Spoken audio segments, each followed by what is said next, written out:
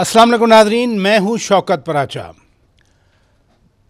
ज़्यादा बारिशें हुई, ज़्यादा पानी आ नहीं रहा बल्कि आ चुका है। पंजाब के तमाम दरिया हाई फ्लड इस वक्त शो कर रहे हैं और पीछे ईस्ट पंजाब में, भारतीय पंजाब में बहुत तबाहकुन बारिशें हो रही हैं। इसका मतलब है कि और पानी आएगा। वफाकी हुकूमत हो या सूबाई हुकूमतें हों, सब हमें ग्राउंड पे नज़र आ रहे हैं, लेकिन ये क्वांटम बहुत ज़्यादा है। ऊपर से आज पीटीआई ने प्रेस कॉन्फ्रेंस की। उन्होंने कहा कि ये हुकूमत आखिरी सिस्कियां ले रही है, लेकिन हुकूमत तो अपने आप को बहुत मजबूत समझती है। ये क्राइसिस कम थे कि बलूचिस्तान में एक सियासी इज्तिमा हुआ और उसके बाद दहशत गर्दी हो गई और दहशत गर्दी में फिर एक बार कई पाकिस्तानी अपनी जान से गए। सिर्फ सियासी इज्तिमा के ख़िलाफ़ ही दहशत गर्दी नहीं हुई, बल्कि बन्नू में सिक्योरिटी फोर्सेस पर फिर अटैक हो गया और वहाँ भी हमारे जवान शहीद हो गए। हम मुल्क को दरपेश चैलेंजेस पर बात करेंगे। मैं मेहमानों का तारुफ करा देता हूँ। इस्लामाबाद स्टूडियो में हमें ज्वाइन किया है जनाब अख्तियार वली ख़ान साहब ने, वज़ीर आज़म के कोऑर्डिनेटर, बहुत शुक्रिया आप तशरीफ़ ले आए। मोहतरमा शैला रज़ा साहिबा, रुकन कौमी असम्बली पीपल्स पार्टी से, बहुत शुक्रिया आपने वक्त दिया। जनाब शौकत बसरा साहब पीटीआई के मरकज़ी रहनुमा, बहुत शुक्रिया आपने वक्त दिया।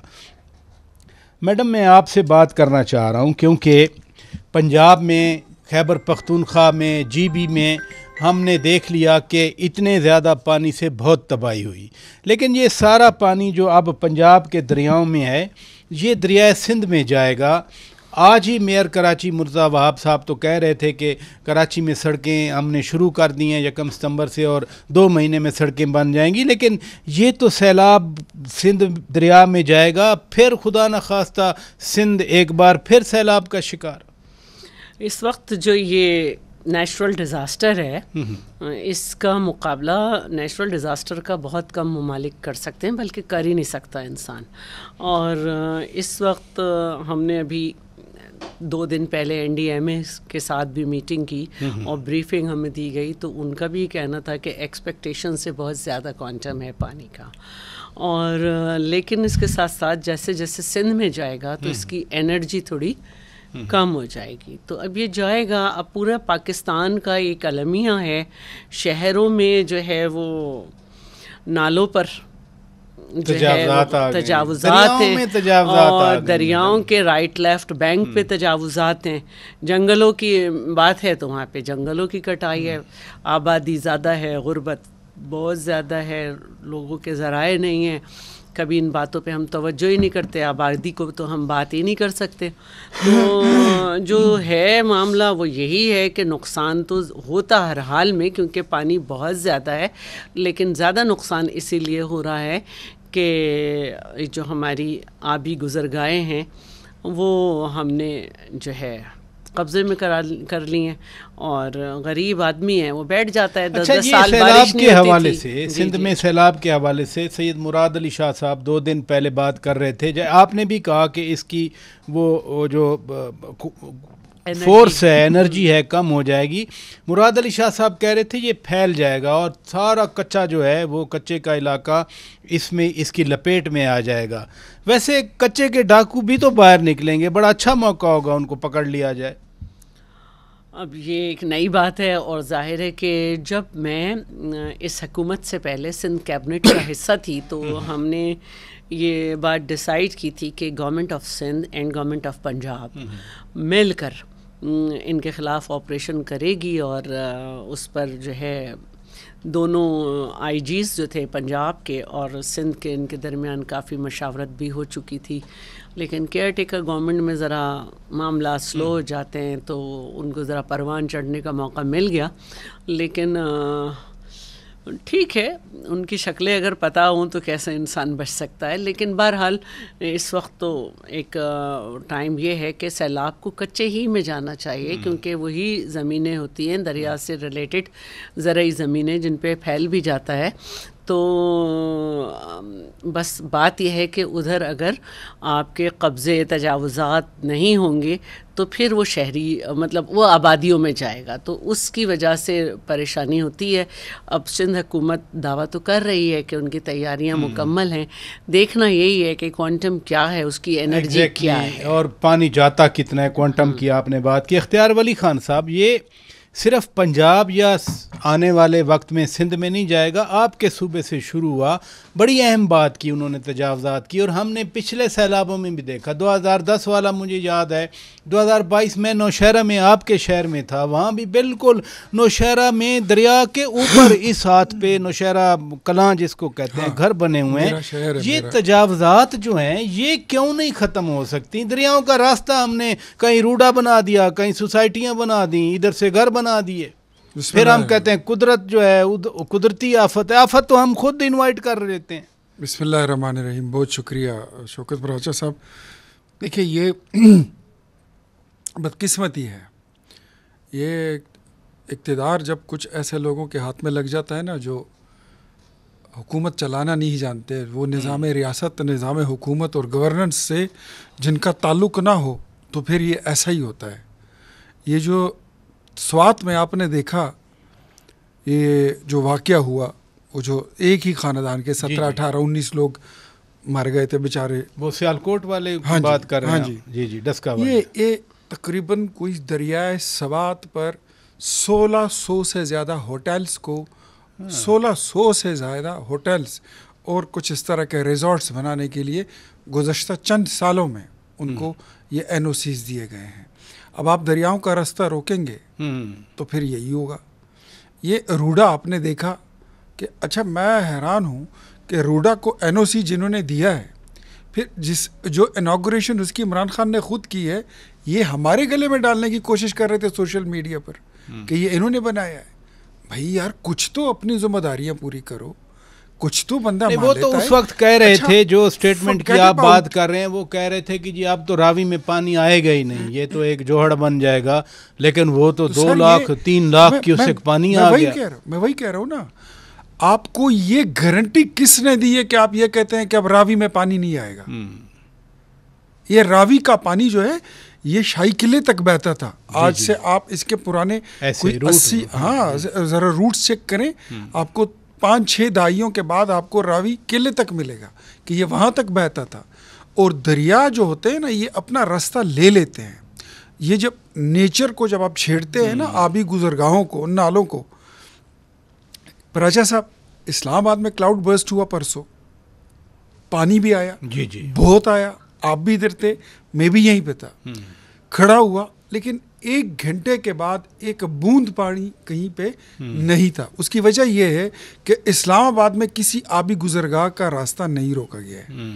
यहाँ पानी रुकता नहीं है, यहाँ सैलाब नहीं। एक दिन वैसे पिछले बारिशों में सैदपुर में गाड़ियां बह गई थी क्योंकि रास्ता उसका रोका गया। सैदपुर में भी आपने रास्ता ही बंद किया, ऐसे रास्ता बंद किया। सर, मैं कहने का मतलब ये है कि अब आपके पास ज्यादा ऑप्शंस नहीं है, ऑप्शंस 2 हैं। आप 2 बलाओं के बीच में फंस चुके हैं।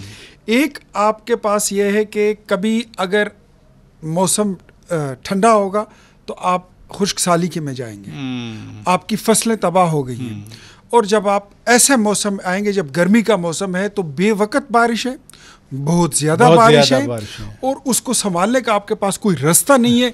तो या आपके ऊपर सैलाब आएंगे या आपके ऊपर कैद साली आएगी। तो मेरे ख्याल में बगैर इसके कि हम कोई पॉलिटिकल पॉइंट स्कोरिंग करें, हमें कौम को एक डायरेक्शन देनी चाहिए। ये बिल्कुल अहम बात के बीच में आपने एडेप्टेशन बड़ी अहम बात है। मैं शौकत बसरा साहब की रिचार्ज पाकिस्तान के नाम से, तो वो अब पेपर से निकल के आना चाहिए। आई एम सॉरी, हमें अपने किसानों को सबको बताना होगा कि गर्मी पहले शुरू हो जाएगी, आपको बारिशें ज्यादा होंगी, कह रहे हैं एनडीएमए वाले के 5 साल एग्जैक्टली, तो ये करना है, ये करना है। मैं शौकत बसरा साहब, आप बहावल नगर से हैं, सतलुज बिल्कुल जोबन पे है और पीछे से और पानी आ रहा है। ज़रा सूरत हाल तो बनाए। बहावल नगर है, पाकपटन है, आगे बिहाड़ी है, मेलसी है, क्या हो रहा है वहाँ पर? शौकत प्राचा साहब, सबसे पहले तो अल्लाह ताला से दुआ है कि अल्लाह ताला ये जो सैलाब आया हुआ है, अल्लाह ताला इससे हम सबको महफूज रखे। हमारे लोग जो इस वक्त ज़िंदगी और मौत की कश्मकश में, अल्लाह ताला उन पर अपना रहम कर दे, फजल कर दे। लेकिन इस वक्त जो सबसे जो मैं देख रहा हूँ शौकत प्राचा साहब, ये जो सैलाब है किसी बहुत बड़े साने में तब्दील हो सकता है और हो रहा है, जिसके नताइज बहुत तकलीफ देह होंगे। और सबसे बड़ा साने इस वक्त ये है कि जो मौजूदा इस वक्त नाअहल, करप्ट और बददियानत हुक्मरानों का टोला है पंजाब के अंदर, उन्होंने रही सही कसर भी लोगों की ख़त्म कर दी है। मैं आपको प्राचा साहब वो सूरत बताना चाहता हूँ कि यहाँ पे 27 तारीख को हर अखबार की हेडलाइन थी कि पंजाब सारा डूब गया है सैलाब में, और हमारी यहाँ की फार्म 47 की जाली वज़ीर आला मरियम बीबी उस वक़्त हांगकांग के अंदर शॉपिंग कर रही थी, और आपका इंतज़ामी सरबराह चीफ सेक्रेटरी वो उनके साथ था, और तमाम सीनियर मिनिस्टर और तमाम जो अल्ले तल्ले कौम के पैसे पे अब तो बसरा साहब 27 से आगे आ गए ना। मेरी बात सुन लें प्राचा साहब, बात सुन लें इनकी मैं संजीदगी का आलम, वरना केपी हुकूमत का आलम बताना चाहता हूँ जो है सारा कुछ अच्छा बात आपने कर ली ना। देखें इन्होंने बात की, मैंने ये सैलाब की बात करने दें। बसरा साहब पहले जरा पानी का बता दें, सैलाब का बता दें। प्राचा साहब, दिस इज वेरी सैड। आपके दोनों पार्टिसिपेंट में गुफ्तगू की, मैंने इंटरप्ट नहीं किया, मुझे सुने बाद में ये गालियां दे, इनका आदत है गालियां देने। नहीं गालियां कोई नहीं देगा, दोनों 27 तारीख आप को तीनों सेंसिबल अच्छा हैं, सुन तो लें, कोई गालियां नहीं दे रहा। आप जरा सैलाब का हमें, मैं तो आपसे जानना चाह रहा हूं कि आप ग्राउंड पे मौजूद हैं। प्राचा साहब मैं सैलाब का बता रहा हूं, बताना कुछ और, सैलाब का बता रहा हूं। जी जी 27 तारीख को ये जाली वज़ीर आला वापस आप फिर वही बात करें, जरा सैलाब पे आ जाए जो सवाल किया उसकी बात तो कर दें। मैं आपको इनकी संजीदगी बताना चाहता हूं। 27 तारीख को वज़ीर आला वापस आती है, आप अपनी जब पंजाब डूबा हुआ तो ये मोरी में टोपी ड्रामा रचा के बैठे हुए थे कि हम ये जाली निजाम कैसे आगे बढ़ाना है। अब सुन ले ग्राउंड की सूरत हाल।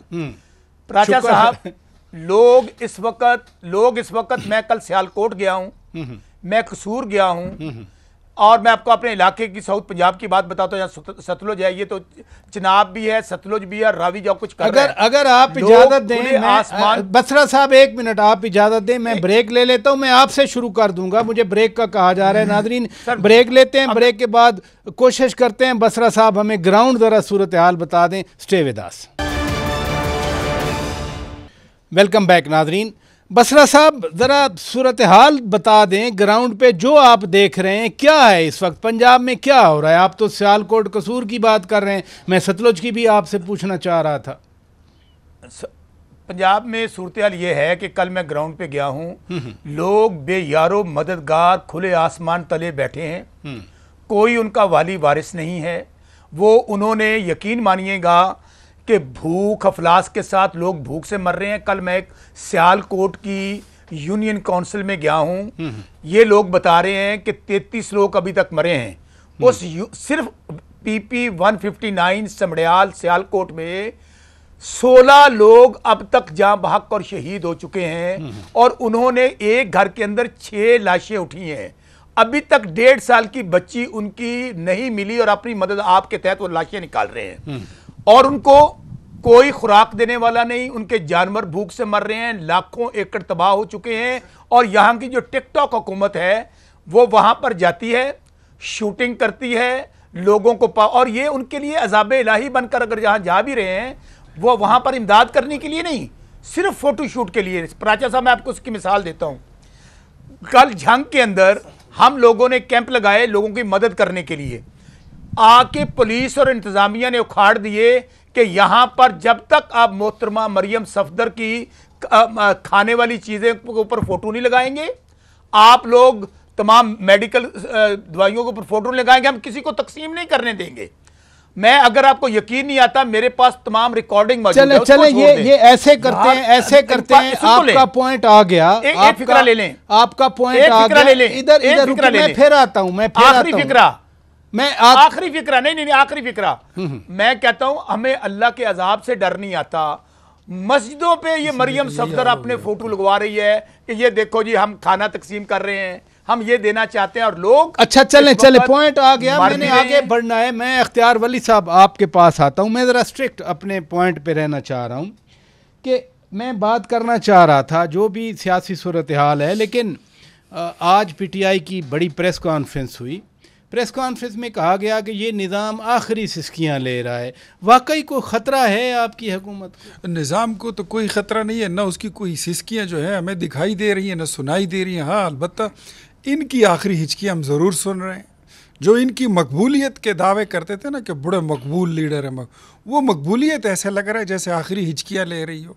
इनको उनकी मकबूलियत पे भी ज़्यादा एतबार नहीं रहा, और अब तो वो चीज़ रही ही नहीं कि अब तो पार्टी जो है वो टूटे ही टूटे। इसके अलावा टूटे आप कैसे अंदाज़ा करें कि ये गुज़श्ता साल ये मोहतरम जो अभी बैठे हुए हैं PTI की, ये और कई और साथी थे, ये बोलते होते थे कि 14 अगस्त के जलसे में इमरान खान हमारे साथ स्टेज पर बैठेगा।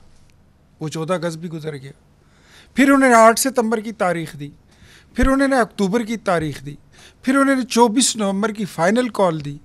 कोई आया नहीं आया। अभी ये कह रहे थे ना, बड़े चीख के ना ऐसे 7वें आसमान तक आवाज़ पहुंच रही थी इनकी कि 5 अगस्त को जी तहरीक आब व शबाब पर होगी और इमरान खान के बेटे आ रहे हैं।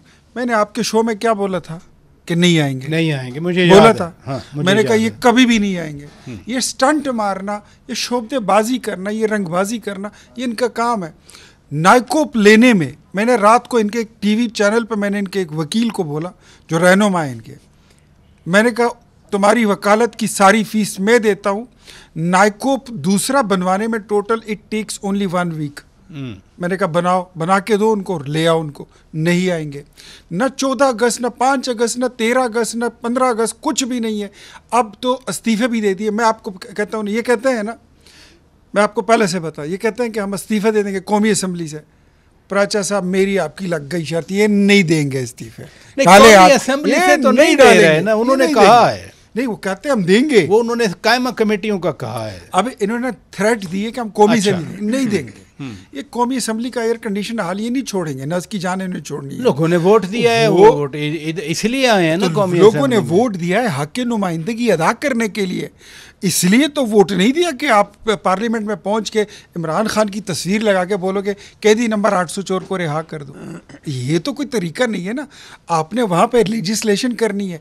26वीं आईनी तरमीम में आखिरी वक्त तक साथ दिया, क्रेडिट लिया कि जी हमने बड़ा जो है तो मनपसंद हमने। अच्छा, इधर से देखे ना, बैरिस्टर सलमान अकरम राजा साहब, एक बात बताता हूं, बैरिस्टर सलमान अकरम राजा साहब सीनियर वकील भी हैं, सेक्रेटरी जनरल हैं, वो कहते हैं ये आखिरी सिस्कियां हैं। ऊपर से तसलसल निज़ाम के तसलसल की बात हो रही है, वो क्या चीज़ है? बैरिस्टर साहब शायद अपने ओहदे की बात कर रहे हैं, उनका ओहदा जो है वो आखिरी सिस्कियां ले रहा है। नहीं, वो तो उन्होंने रिजाइन कर दिया था, खान साहब ने नहीं कबूल किया। ऐसे ही होता है, ये ऐसा था, कभी रिजाइन कर देते हैं, कभी मुस्तरद कर देते हैं। उनका पार्टी का मामला है ना, वो उनकी पार्टी का मामला है। बैरिस्टर साहब जो है ना, वो एक नॉन इलेक्टेड पर्सन है, सियासत के इलेक्शन से उसका कोई ताल्लुक नहीं है, टेक्नोक्रेट आदमी है, उसको ज़मीनी हक़ाइक़ का कोई पता नहीं है। ये भाई भी बात कर रहा है, साहब बोल रहे हैं, अब इनको नहीं पता कि NDA में वफाकी हुकूमत ने जो इमदाद सैलाब ज़दगान के लिए खैबर पख्तूनख्वा भेजी थी, अली अमीन ने अपनी तस्वीरें उस पर लगा के, इवन पानी के टैंकरों पे अपनी तस्वीरें लगा दी, बैनर्स लगा दिए। तो आपने तो सेहत कार्ड पे अपने झंडे चाप दिए थे। तो मेरे ख्याल अच्छा, खैर हुकूमतें करती हैं, ऐसे करती हैं। मैडम, मैं आपकी तरफ आता हूँ। आज अखबार में खबर छपी हुई थी, खान साहब के साथ कल लोग मिले तो खान साहब कह रहे हैं, बानी PTI खान साहब की बात कर रहा हूँ, कि 3 सालों से मुज़ाकरात की बात कर रहा हूँ। सियासत में तो मुज़ाकरात होते हैं। खान साहब कह रहे थे कि मुज़ाकरात ये हुकूमत नहीं कर रही। आपकी पार्टी तो हमेशा मुज़ाकरात पे यकीन रखती है, आखिर क्यों मुज़ाकरात नहीं हो रहे पाकिस्तान में? इतने चैलेंजेस हैं। खान साहब को आदत है कि एक बात एक दिन करते हैं, दूसरे दिन दूसरी। सब जानते हैं कि उन्होंने हर दफ़ा जो है ये कहा कि हमें इनसे मुज़ाकरात नहीं करने, हम इस्टेब्लिशमेंट से करेंगे, इनके पास कोई पावर ही नहीं है।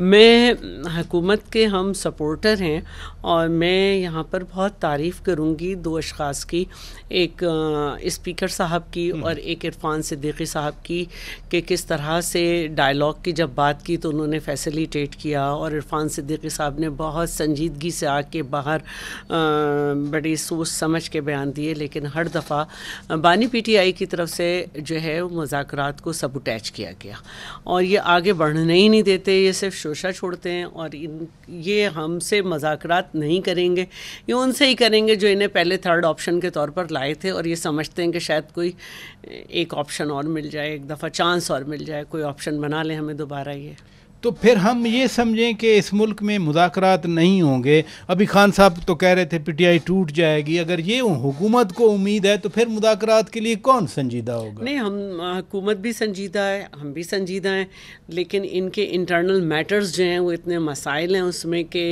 इनमें से किसी को मैंडेट मिल ही नहीं सकता, ख़ुद खान साहब की तरफ से भी, और इनके लोग कभी एक पॉइंट पे यूनाइट नहीं होते। अब एक ने कहा कालाबाग डैम, दूसरे ने कहा कि पार्टी में तो आपस में बात कर लें। अब जो कालाबाग डैम की बात कर रहा है वज़ीर आला हो के, उसे नहीं पता कि 3 दफ़ा केपी असेंबली से ये रेजोल्यूशन इसके ख़िलाफ़ आ चुकी है, तो इनको कुछ पता ही नहीं होता। एक कोई कहता है हम इलेक्शन लड़ेंगे, कोई कहता है नहीं लड़ेंगे, एक कहता है कि अब हम खान साहब फैसला करेंगे, दूसरा कहता है कि जी नहीं कमेटी तय करेगी, तो ये चलता रहता है। तो हम इसमें जब ये इसीलिए आखिरी जो मुज़ाकरात हुए थे इनसे कहा था कि जो आपकी डिमांड्स हैं लिख के लाए, फिर आखिर में डिमांड्स छोड़ के कंडीशन लगा के बैठ गए, तो कंडीशंस में तो मुज़ाकरात नहीं होते। बसरा साहब वाकई मुज़ाकरात में संजीदा नहीं हैं आप लोग?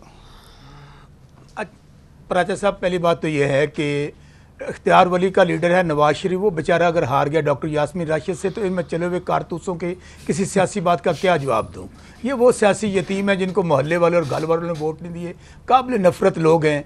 बात सिर्फ इतनी है, एक तमाशा लगा हुआ है, कभी लंदन प्लान, कभी मरी प्लान, लोग कीड़े मकोड़ों की तरह मर रहे हैं और यह यहाँ पे आकर ठट्ठे लगा रहे हैं।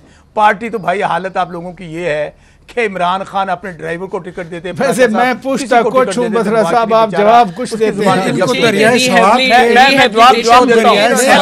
नजर नहीं आते, दरियाए सवात में कितने लोग मरे इनको नजर नहीं आते, बुनीर में हजारों लोग पत्थरों तले दबे पड़े वो इनको नजर नहीं आते। नहीं, आप मुज़ाकरात करना चाह रहे हैं, आधी आयत पढ़ते हैं, गलत तर्जुमा करते हैं, पता नहीं कैसी चीजें। नहीं ऐसे नहीं, मैं तो मेरी तो गुजारिश है, जो मैं सवाल कर रहा हूँ कम अज कम उसका जवाब ही दे दें। मुझे बात करने दें। जी, तो मुझे जवाब देने देना, मुझे जवाब देने दें। अच्छा, बात यह है कि आप देखें इस वक्त लोग मर रहे हैं और इनको ये जाली निज़ाम चलाने की, उस फ्रॉड निज़ाम को जिसके अंदर ये जालसाजी के साथ डाका मारकर 17 सीटों के साथ जाली वज़ीर आज़म इस वक्त लोग मर रहे हैं, वो जाली वज़ीर आज़म दुनिया के दौरे पे क्या हुआ, ये है इनकी संजीदगी। और दूसरी बात प्राचा साहब, इस वक्त तबाहकारी इतनी ज़्यादा है, मैं बार बार आपको कह रहा हूँ, आपने मुझे पूछा मेरे इलाके का, आप साहिब ये तो पूरा इलाका डूबा हुआ नजर आता है। लाहौर 1 लाख लोग आप मुतासर हुए। यहाँ पर आज अगर कोई सिविलाइज मुल्क होता तो मरियम बीबी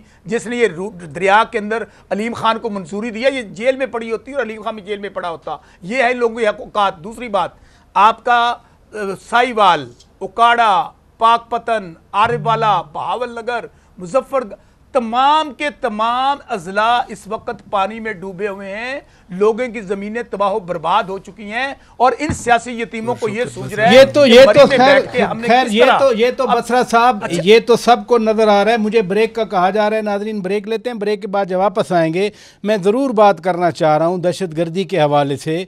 क्वेटा में जो कुछ हुआ, पूरा दिल हमारा उदास है, रो रहा है दिल कि आखिर ये सिलसिला कब ख़त्म होगा। ब्रेक के बाद बात करते हैं, stay with us. Welcome back नाजरीन। मोहतरमा शैला रज़ा साहिबा, ये दहशतगर्दी फिर, और वो भी एक सियासी एक्टिविटी थी, सियासी इज्तिमा ख़त्म हुआ, दहशतगर्दी हो गई, ये सिलसिला कब ख़त्म होगा? ये बहुत ही संजीदा सवाल है और इस वक्त हमें ये देखना है कि ये जो प्रॉक्सी हो रही है, जिसमें हम खुल के बहुत दफ़ा कह चुके हैं कि फितनतुल हिंदुस्तान और ये सब, तो ये उसी का एक पेशखेमा है और हमें बहुत संजीदा होकर जो है ये जो अब हमने इनको इंटरनेशनली भी डिक्लेयर कराया है, तो हमें जो ऑपरेशन है उसको तेज़ करना होगा, क्योंकि टारगेटेड ऑपरेशन हो रहे हैं जिसकी वजह से एक दिन में काफ़ी लोग जो है उनके कहते हैं कि ख़त्म किए जाते हैं। तो कभी वो भी कामयाब हो जाते हैं और फिर हमें इतना बड़ा नुकसान हो जाता है। तो चाहे सियासी इज्तिमा हो, चाहे मजहबी इज्तिमा हो, चाहे कुछ भी हो, लेकिन किसी को इस तरह से किसी को जान लेने का राइट नहीं है। तो ये खुली दहशतगर्दी है और इस पे मैं समझती हूँ कि ज़ाहिर है कि नेशनल एक्शन प्लान पे अमल हो रहा है और सबसे ज़्यादा बलूचिस्तान में ही बहुत ज़्यादा काम हो रहा है इस पे। तो मज़ीद इस पे काम होना चाहिए, नेटवर्किंग और अच्छी होनी चाहिए। शफकात साहब कह रहे थे कि 144 नाफिज है, लेकिन हम पे इतना दबाव था कि इजाज़त देना पड़ी। तो खुद सियासी जमातों, सियासी लोगों को खुद भी सोचना चाहिए कि ह्यूज रिस्क है। आप सही कह रहे हैं, क्योंकि जब पाकिस्तान पीपल्स पार्टी का जलसा हुआ था तो बहुत ज़्यादा इंस्ट्रक्शन थी कि मगरिब से पहले ख़त्म कर दें, और ये बहुत हमने सारी फॉलो की थी। और हम ख़वातीन तो दुआएं भी पढ़ सकते हैं, वो भी सारी पढ़ी थी और हो गया था जलसा ख़त्म। और लेकिन अगर 144 थी और आपके पास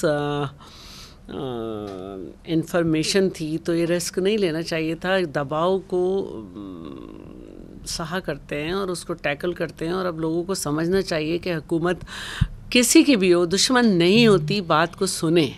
बात सुनना किसी भी पार्टी की हो, बहुत अहम बात कोई हुकूमत नहीं चाहती कि उसके दौरे हुकूमत में या किसी और के दौरे हुकूमत में लोगों का जानी नुकसान या कोई सा भी हो, तो बात सुननी चाहिए। बात सुननी चाहिए। बसरा साहब ये फरमाइए कि असद कैसर साहब आज कह रहे थे हमारा सूबा 40 साल से हालत जंग में है, 13 साल से तो हुकूमत है आप लोगों की, अमन व अमान सूबे का मामला है, सूबाई हुकूमत या हुकूमतें, मैं किसी एक हुकूमत की बात ही नहीं कर रहा, पूरी हुकूमतों को ये तो बहुत बड़ा चैलेंज है और मसलसल पाकिस्तान के लिए चैलेंज है। राजा साहब, अगर हम लोग केपी के अंदर डिलीवर करने में कामयाब ना होते तो आज ये सारी जमातें जमानतें जब्त करा बैठी हैं, कोई इलेक्शन करने के काबिल नहीं है। अवाम सिर्फ और सिर्फ इमरान खान के साथ है। जहाँ तक दहशतगर्दी का मसला है, दहशतगर्दी मसला आपका क्या ख्याल है कि ये जो बैठे हुए हैं हुकूमत के अंदर फ्रॉड निज़ाम लेकर और जाली हुकूमतें लेकर बैठकर, इनकी उसके ऊपर तवज्जो ही नहीं है, इनकी तवज्जो इस जाली निज़ाम को चलाने पे है। ख़ुद इन्होंने ऐलान किया बलूचिस्तान के अंदर कि रात के वक्त आप सफ़र नहीं कर सकते। अगर एक जाली हुकूमत नहीं तहफ़्फ़ुज़ दे सकती, बसरा साहब ये खैबर पख्तूनख्वा में भी 4 बजे के बाद मूवमेंट नहीं हो सकती वहाँ, तो आप खैबर पख्तूनख्वा की बात सुन लेना, मुझे बात कर लेने दें, ये इनको कहें अपना ज़रा स्पीकर बंद करें, हमें पता है आपके पल्ले क्या है। गुजारिश ये है कि खैबर पख्तूनख्वा में बार बार आपको कह रहा हूँ, जब हम बार बार कह रहे हैं कि आप वहाँ पे ऑपरेशन ना करें, ऑपरेशन किसी मसले का हल नहीं है, ये आज से नहीं खान साहब कह रहे, कब से कह रहे हैं। और फिर ये उठ के जाके अगर हमारी हुकूमत है, इनको उनमें मुदाखलत करने की, ड्रोन हमले करने की और वहाँ पर जाके ऑपरेशन करने की क्या ज़रूरत है। जब इनको मैं फिर कह रहा हूँ, जब अवाम आपके साथ नहीं है, मैंडेट आपके साथ नहीं है, लोग आपके साथ नहीं है, और आप जाकर कहते हैं हमने पाकिस्तान को भी चलाना है, हमने आपको बलूचिस्तान को भी जाली हुकूमतें बनानी है, केपी जहाँ पे वाहिद हुकूमत है फॉर्म 45 की अवाम की हुकूमत है, वहाँ चले पॉइंट टेकन, मुझे आगे बढ़ना है। आपका पॉइंट आ गया, आपका पॉइंट आ गया, मुझे आगे बढ़ना है। इख्तियार वली खान साहब, देखे ना, सिर्फ सियासी इज्तिमा में नहीं, बन्नू में भी फिर अटैक हो गया कल और शहीद हो गया हमारे जवान। सिर्फ सूबे पे छोड़ दिया जाए कि अमन व अमान उसकी जिम्मेदारी है, सूबा अकेला तो कुछ नहीं कर सकता। नहीं सर, बिल्कुल भी नहीं छोड़ेंगे। अब खाली अली अमीन खान गंडापुर पे छोड़ दिया जाए, ना वसाइल होते हैं सूबे के पास। ये चीज़ें हकीकत हैं कि सीएम ने खुद कहा है, वज़ीर आला खैबर पख्तूनख्वा ने, कि असर की नमाज के बाद जो है तो उनके इलाके में कोई बाहर नहीं जा सकता। तो ये उनकी जिम्मेदारी अकेले की तो नहीं है। मैं बात कर रहा हूँ उस पर कि मैं ये बिल्कुल नहीं कहता कि ये सूबों की जिम्मेदारी, ये हम सबकी कलेक्टिव जिम्मेदारी है, ये इज्तिमाई जिम्मेदारी है। अगर आप हुकूमत में हैं तब भी आपकी जिम्मेदारी है, अगर आप अपोजिशन में हैं तब भी आपकी जिम्मेदारी है, अगर आप सहाफ़ी हैं तो भी आपकी जिम्मेदारी है, अगर आप किसी और इदारे से, आप पाकिस्तानी हैं, ये हम सबकी जिम्मेदारी है। अब ये बलाएं ऐसी हो गई है ना, ये इनकी कुदरत नहीं है कि ये अकेले उससे लड़ सके उधर खैबर पख्तूनख्वा में। इनको फ़ौज चाहिए होगी, इनको वफाकी हुकूमत चाहिए होगी, इनको रेंजर्स चाहिए होगी, इनको एफसी चाहिए, इनको पब्लिक सपोर्ट चाहिए होगी, इनको पॉलिटिकल पार्टीज़ की सपोर्ट चाहिए होगी। And same is the thing, ये हमें बलूचिस्तान में सबको चाहिए, सबको ज़रूरत है। हमने पूरे मुल्क को बचाना है और उसके लिए सब ने आगे आना है। इसमें ये नहीं करना कि ये तेरी पार्टी, ये मेरी पार्टी, ये तेरा लीडर, ये मेरा लीडर, ये मेरा एजेंडा, ये तेरा एजेंडा। इसके लिए पॉलिसी ये होगी कि ये है पाकिस्तान का एजेंडा और ये है हम सब का एजेंडा। ये धरती माँ है और इस पे कोई आंच नहीं आने देंगे। इसके दुश्मन जो भी होंगे, देखिए टेररिस्ट कोई भी हो, BLA हो, BRA हो, TTP हो, TTA हो, जो भी इस मुल्क के वजूद पर हमला करता है वो मुल्क का दुश्मन है और वो हम सबका दुश्मन है। पर अच्छा साहब, वो मेरा भी है, वो आपका भी है, वो सबका है। तो उसके लिए मेरे ख्याल में हम सबको इकट्ठा होना होगा कि पाकिस्तान के दुश्मनों के खिलाफ हमने अपनी फौज के खिलाफ एक साथ इकट्ठा होना है और एक सफ में खड़े होना है, महमूद और अयाज की तरह मिसाली तौर पर, और उसमें कोई भी शक व शुबा ना हो। तो तभी हम इन चीज़ों को शिकस्त दे सकते हैं। आपने बहुत अहम बात अब मैं एक बात बताऊं कि मुजम्मत करें, जितनी भी मुजम्मत करते करते अब हमें शर्म आती है। मुजम्मत क्या चीज़ नहीं, अब तो खैर मुजम्मत से बात, मैडम आप कुछ ऐड करना चाह रही हैं, फिर मैं क्लोज कहना चाह रही थी। देखिए 18वीं तरमीम के बाद बिल्कुल ये प्रोविंशियल सब्जेक्ट है, लेकिन टेररिज्म के लिए अगर प्रोविंशियल गवर्नमेंट जो है वो फेडरल गवर्नमेंट से कहेगी कि हमें सपोर्ट चाहिए तो फौरन दी चाहिए। लेकिन अगर आप टेररिज्म को सपोर्ट कर रहे हैं, आप ऑपरेशन के खिलाफ हैं, तो आप मदद ही नहीं मांगेंगे। आप उनके पास मगवी की हैसियत से रहेंगे कि शाम को निकलना नहीं है और भत्ता देना है, तो देते रहिए। चलें, बहुत शुक्रिया मोहतरमा शैला रज़ा साहब, आप तशरीफ़ ले आई। इख्तियार वली ख़ान साहब बहुत शुक्रिया, आप तशरीफ़ ले आए। शौकत बसरा साहब बहुत शुक्रिया, आपने वक्त निकाला। नाज़रीन, बड़ी अच्छी बात की इख्तियार वली ख़ान साहब ने कि सबको मिल के स्ट्रगल करना है, सबको साथ लेके चलना है, क्योंकि दहशतगर्दी किसी एक फ़र्द, किसी एक इलाके, एक सूबे का नहीं, पाकिस्तान का मसला है। अपने मेज़बान शौकत पराचा को इजाज़त दीजिए। खुदा हाफिज़।